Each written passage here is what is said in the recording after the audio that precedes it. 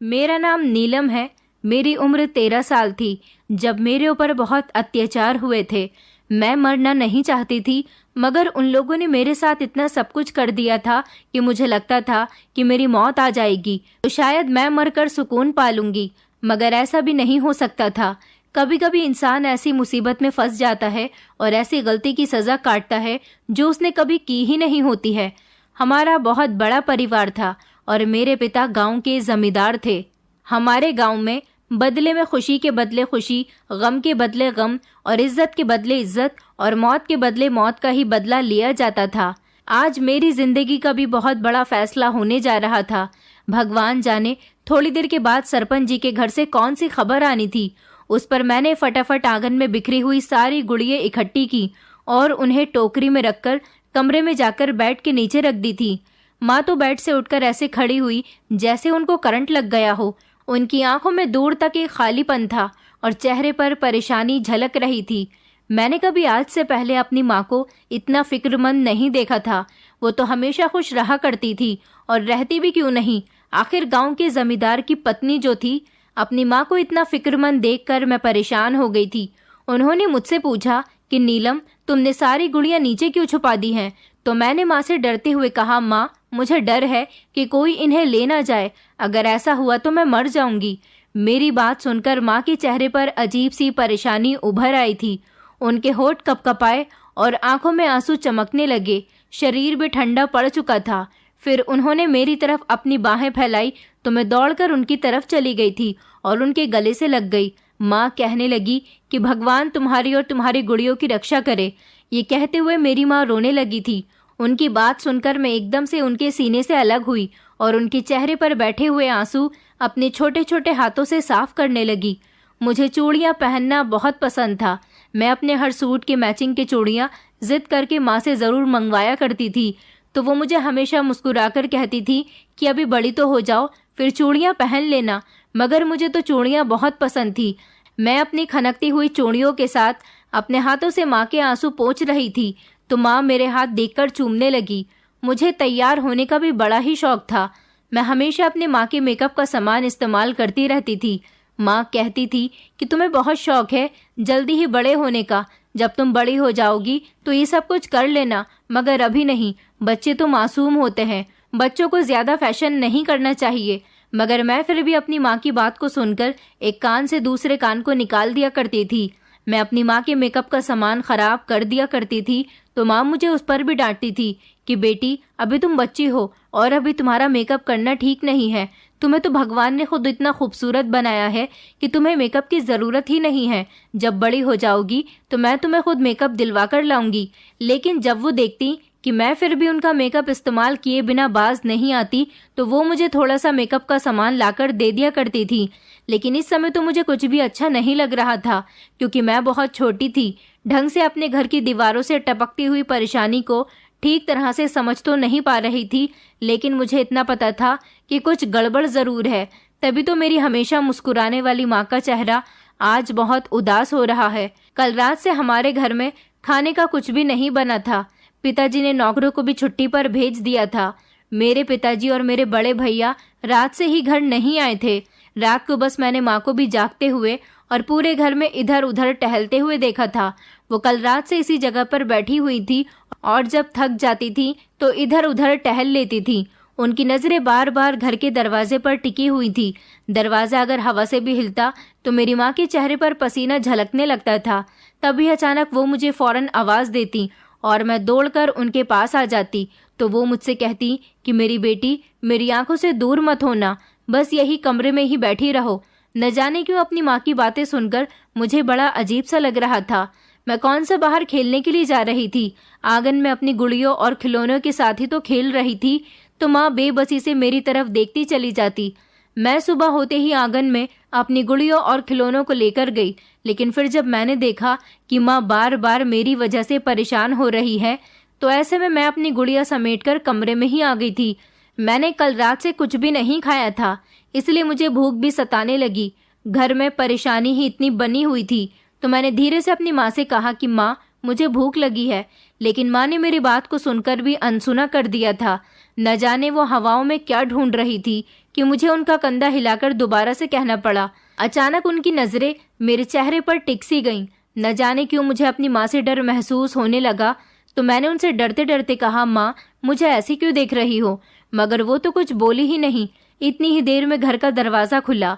मैं और माँ कमरे के दरवाजे से बाहर की तरफ देखने लगे तो हमें पड़ोस में ही रहने वाली वंदिता मासी नजर आई, जो काली चादर ओढ़कर हमारे घर पर आई थी और भागते हुए घर के अंदर आ रही थी। माँ ने अपने सीने पर हाथ रखा और दहल कर कहने लगी कि हे भगवान, सब कुछ ठीक कर देना। मैं बहुत कमज़ोर हूँ, मैं कोई ऐसी वैसी खबर नहीं सुनना चाहती। माँ तेजी से बिस्तर से उठकर खड़ी हो गई तो वंदिता मासी हमें आवाज़ देते हुए कहने लगी, अरे मीनाक्षी कहाँ पर है? तो मेरी माँ धीरे धीरे कदमों से घसीटते हुए दरवाजे की तरफ गई तो सामने ही वंदिता मासी को कमरे की तरफ आते हुए देखकर वो रुक गई। वंदिता मासी की सांसें तेज तेज चल रही थी। वो अंदर कमरे में आई तो माँ एक तरफ हट गई। माँ ने जल्दी से कमरे के दरवाजे को बंद कर दिया और दरवाजे के पास ही धड़ाम से बैठ गई। उन्हें देखकर ऐसा लगता था जैसे उनके पैरों में जान नहीं रही हो। मैं परेशानी से अपनी माँ और वंदिता मासी को देखने लगी। वंदिता मासी की भी हालत बहुत खराब हो रही थी। वो मेरी माँ के बराबर में ही जमीन पर बैठकर रोने लगी और दोनों हाथ सर पर रखकर बैठ गई। मेरी माँ वंदिता मासी से कुछ पूछती, लेकिन गुमसुम होकर बस खामोशी से दीवार को देखती जा रही थी। न जाने क्यों मुझे अपनी माँ की दिमागी हालत पर अब शक होने लगा, पर सच कहूँ तो मुझे मेरी माँ एक ऐसी जिंदा लाश लग रही थी जिसे अच्छे से अपने मरने का आइडिया हो गया हो। कमरे के अंदर हम 3 लोग ही मौजूद थे, लेकिन एक अजीब सी खामोशी कमरे में छाई हुई थी जिसमें मेरा दम घुटने लगा। इतनी ही देर में माँ ने वंदिता मासी से कुछ पूछा, मगर वंदिता मासी से रोने की हालत में कुछ भी बताया नहीं जा रहा था। बस वो टिकटिकी बांधे आंसू भरी नजरों से मुझे देखे जा रही थी।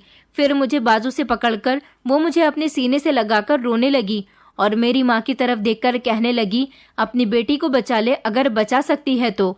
ये भी मेरी चंदा की तरह इस दुश्मनी का शिकार बन जाएगी, और तू जानती है ना कि एक बार बेटी दुश्मनी का शिकार बन जाए तो फिर कभी हकीकत में वापस लौटकर नहीं आ पाती। और तेरी तो इकलौती बेटी है, तू इसे लेकर भाग जा। तो माँ जैसे ही अपने होश में आ गई थी, वो फौरन ही वंदिता मासी के करीब आकर बैठी और फटी फटी आंखों से उनको देखने लगी और उनसे कहने लगी कि क्या कह रहे हैं वो लोग? तो क्या अब बदला लेने के लिए मेरी बेटी को वहां भेजा जाएगा? वंदिता मासी ने अपने गाल पीटते हुए सर हिलाया तो माँ अपने सीने पर हाथ रखकर अजीब अंदाज में कहने लगी कि नहीं नहीं, ये नहीं हो सकता। मेरी बेटी की उम्र तो देखो, अभी सिर्फ 13 साल की है। मैं अपनी बेटी को उन दरिंदों के हवाले नहीं कर सकती। आखिर ये दुश्मनी कब तक चलेगी और इस दुश्मनी की वजह से कब तक ऐसे लोगों की जिंदगी बर्बाद होती रहेगी? मेरी बेटी मासूम है, कम उम्र की है और इसमें उसकी कोई गलती नहीं है जो वो इन लोगों के बदले का शिकार बनेगी। मैं ऐसा नहीं होने दूंगी। मैं अपनी मासूम बेटी को बलि चढ़ने नहीं दूंगी। मेरी बेटी मुझे बहुत प्यारी है। किसी की अगर बलि चढ़ानी भी है तो भी मासूम जानवर को नहीं लिया जाता, लेकिन ये तो फिर भी एक इंसान है। मैं कभी अपनी बेटी पर ये अत्याचार नहीं होने दूंगी। मैंने इस गांव में काफी बेगुनाह लोगों की जान जाते हुए देखा है।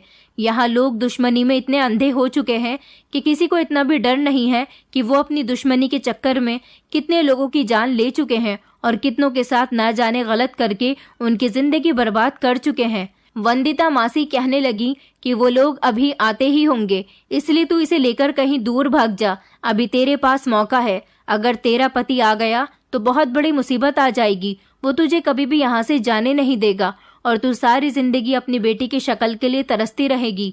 फिर मेरी ही तरह ना जी सकेगी और ना ही पूरी तरह से मर सकेगी। मैंने भी तो अपनी बेटी को इन लोगों की दुश्मनी की खातिर खोया है। मेरी माँ उठकर खड़ी हो गई और जल्दी से उन्होंने तिजोरी से पैसे निकालकर अपने बटुए में रख लिए। वंदिता मासी ने कहा कि जल्दी से तू यहाँ से निकल जा, तेरे पास समय बहुत कम है। इससे पहले कि वो आदमी से लेने के लिए इस घर में पहुंच जाए, तू उसे लेकर यहाँ से बहुत दूर चली जा, जहाँ पर तेरी बेटी को नुकसान पहुँचाने वाला कोई भी न हो। मेरी समझ नहीं आ रहा था कि आखिर वो दोनों क्या बातें कर रही हैं। मेरी माँ ने जल्दी से मेरा हाथ पकड़ा और तेजी के साथ कमरे के दरवाजे की तरफ बढ़ी, मगर 2-3 कदम चलते ही मेरी माँ रुक गई थी और पीछे पलटकर उन्होंने वंदिता मासी की तरफ देखा और उनसे कहने लगी, मगर मासी, मैं कहाँ जाऊंगी? कौन रखेगा हमें? मेरी माँ ने परेशान होते हुए वंदिता मासी से कहा था।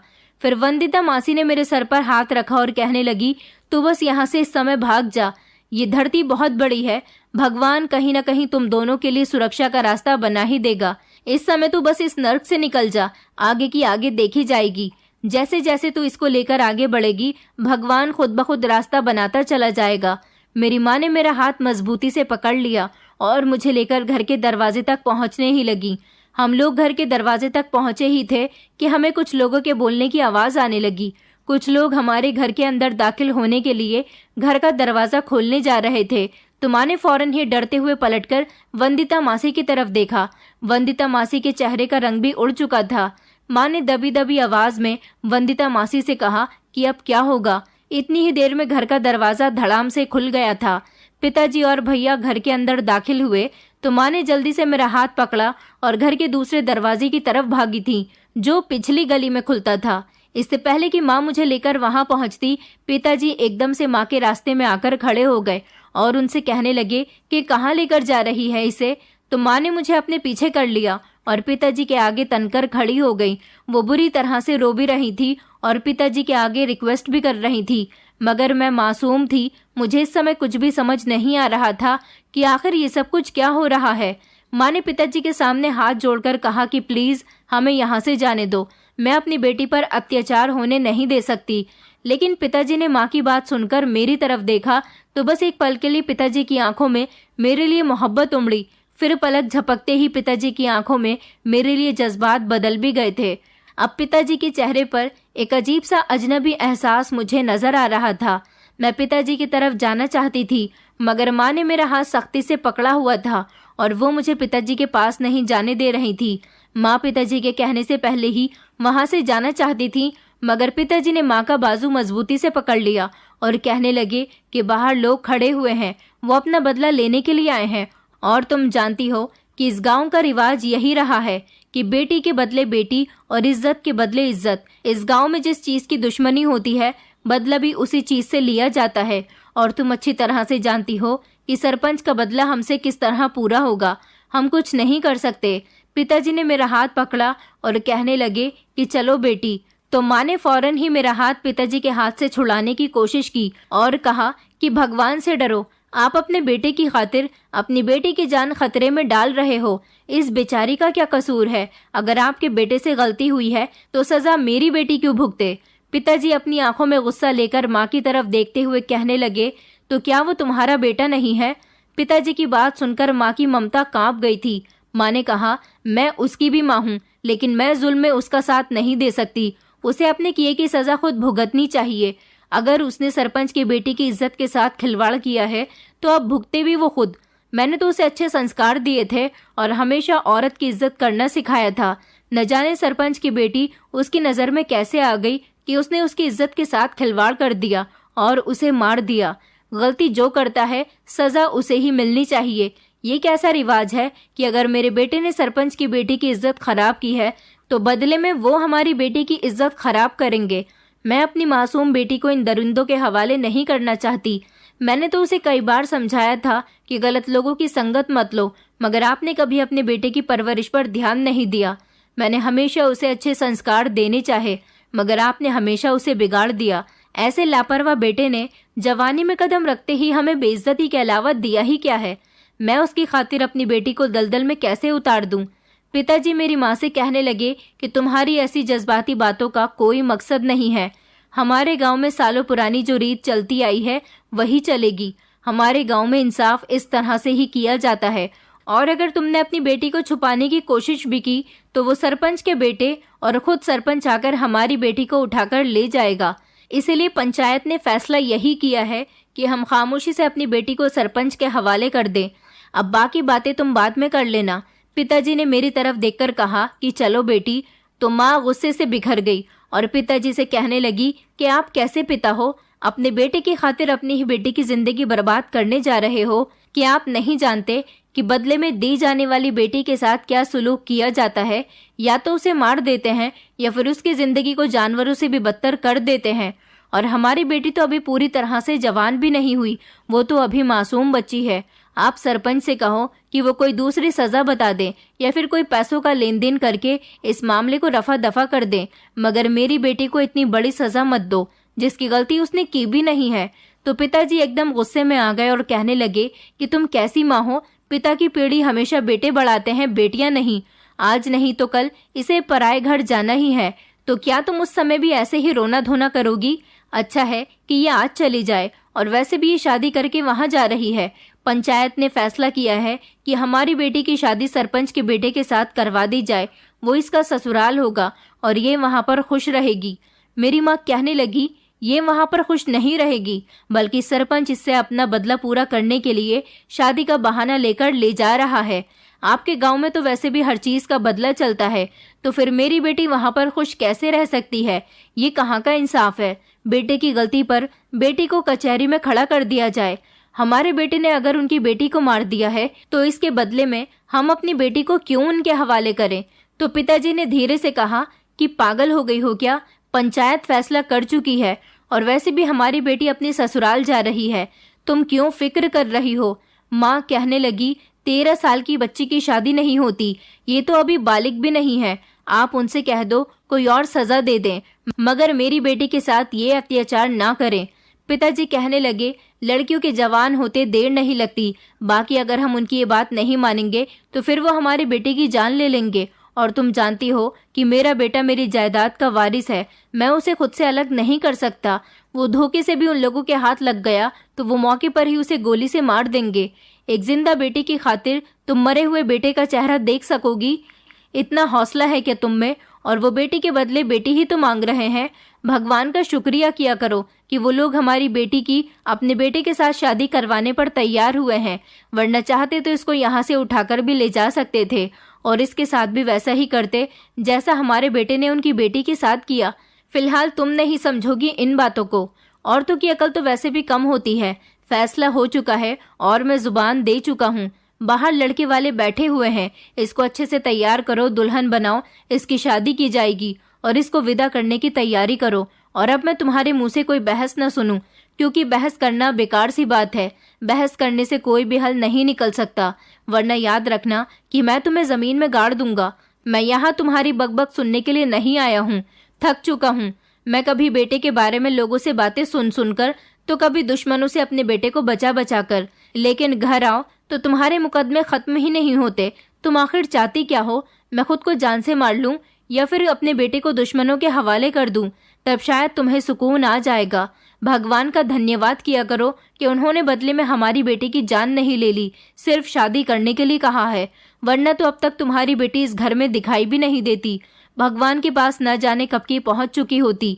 ये कहकर पिताजी ने माँ के ऊपर एक गुस्से भरी नजर डाली और लंबे लंबे कदम से चलते हुए वहां से चले गए। मैं माँ से लिपट गई, जबकि वंदिता माँ और मेरी माँ शॉक्ड होकर वहां पर खड़ी की खड़ी रह गई। मैं एक ऐसे गांव से ताल्लुक रखती हूँ जहां पर लोगों की जान लेना एक आम सी बात है, और वहां पर फैसले भी इसी तरह से किए जाते हैं। मेरे भागने के सारे रास्ते बंद हो चुके थे। माँ ने आखिरी दम तक मेरे लिए पिताजी से लड़ाई लड़ी, मगर वो हमारे गांव के बनाए गए इस कानून के आगे हार चुकी थी।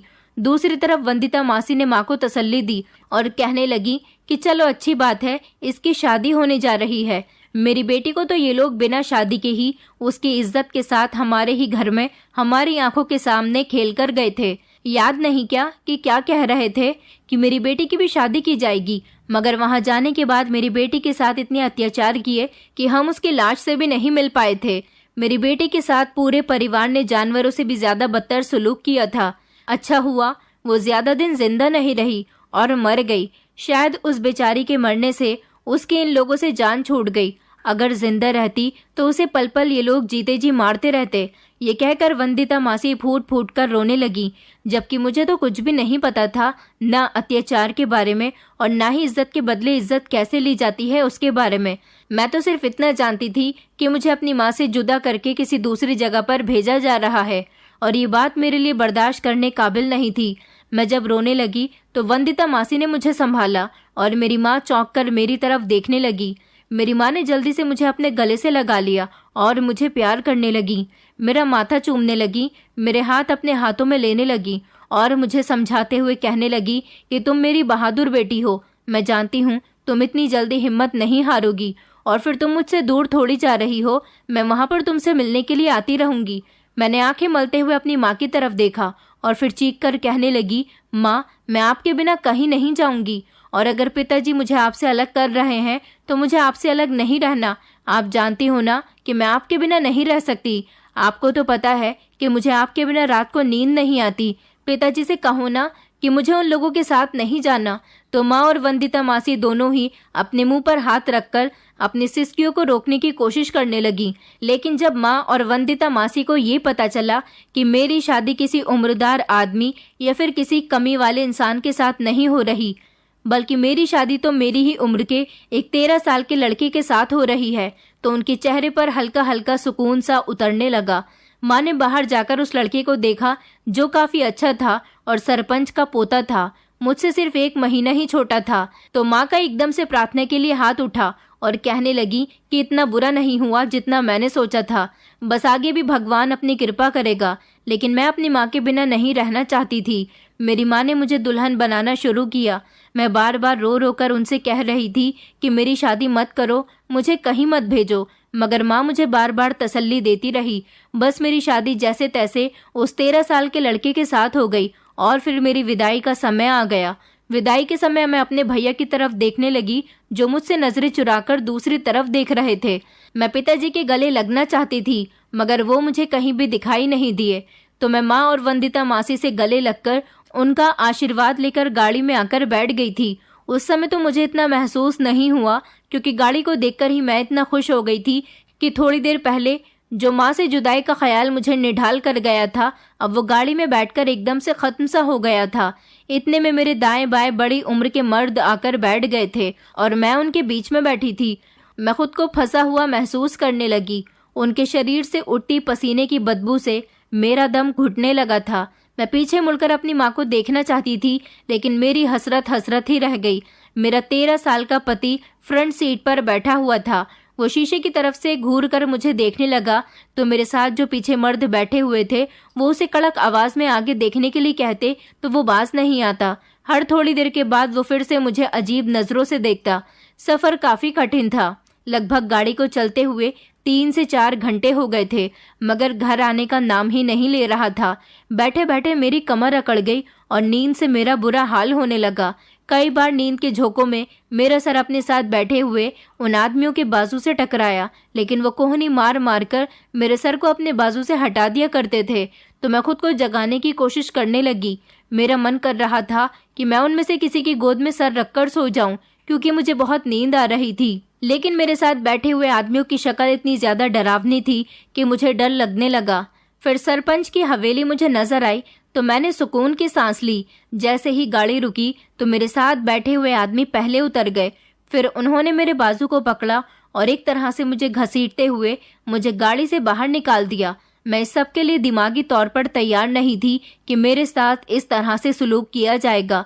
मुझे ये सब लोग एकदम अजनबी और अनजान लग रहे थे।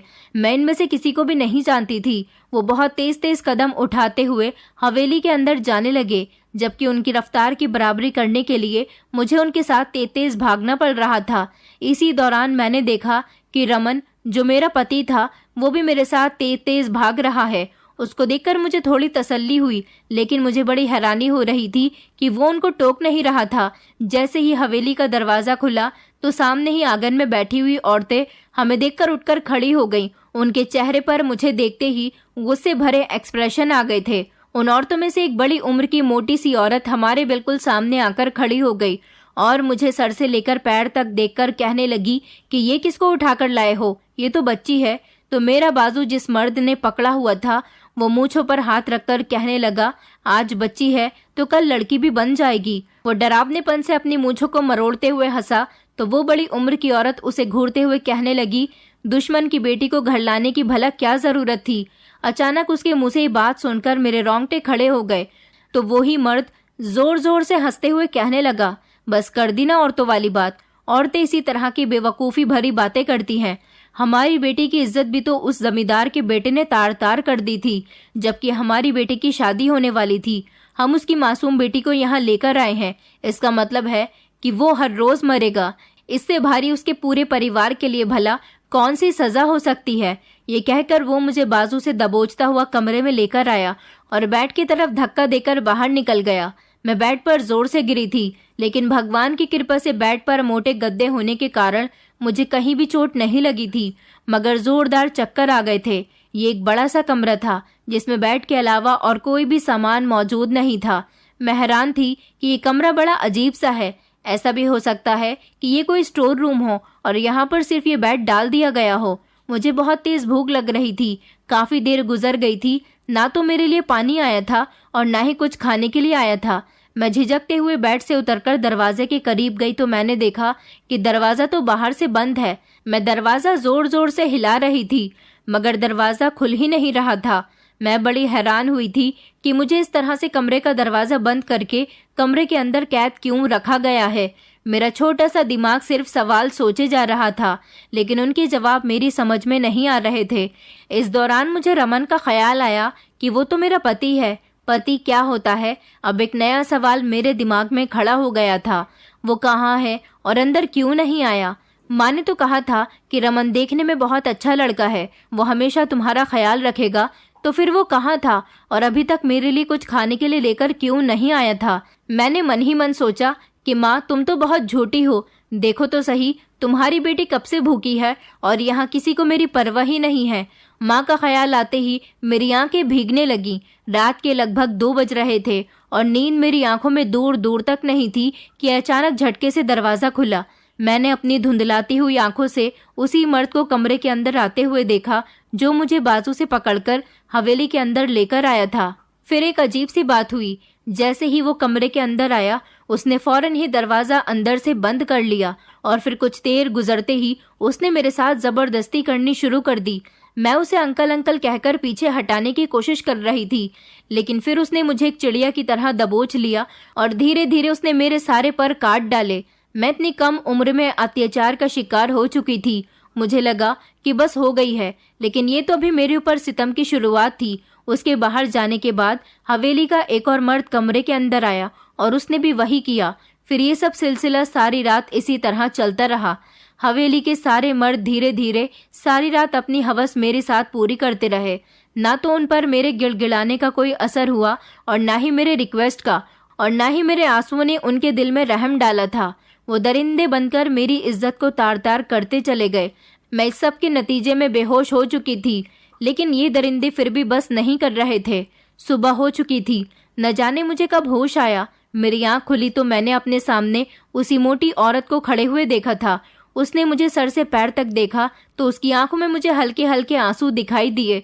फिर उसने मेरे जख्मी शरीर पर बड़ी सी शॉल फेंक दी और अपने साथ आई हुई औरतों को उसने कहा कि इसे नहलाकर नाश्ता करवा दो, फिर दवाई देकर मेरे कमरे में सुला देना। इन औरतों ने इस औरत का हुक्म मानते हुए वो मुझे अपने साथ ले गईं। वहां उन्होंने मुझे नहलाकर अच्छे से कपड़े पहनने के लिए दिए।